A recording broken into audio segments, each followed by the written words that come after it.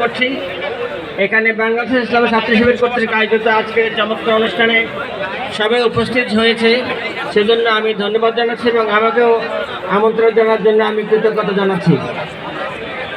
মহান রব্বুল আলামিন বলেছেন পবিত্র কোরআন শরীফে, ওমা খালাকুল জিন্না ওয়াল ইনসা ইল্লা লিয়াবুদুন। আল্লাহ পাক মানুষকে সৃষ্টি করেছেন একমাত্র তার ইবাদতের জন্য। আল্লাহ পাক ইবাদত করার জন্য শুধু বলে ক্ষান্ত হননি, এই ইবাদত কীভাবে করতে হবে তার জন্য একটা গাইডলাইন দিয়েছে। তো পবিত্র আল কোরআন হচ্ছে এই গাইডলাইন, আর এটার বেসিক প্রিন্সিপালস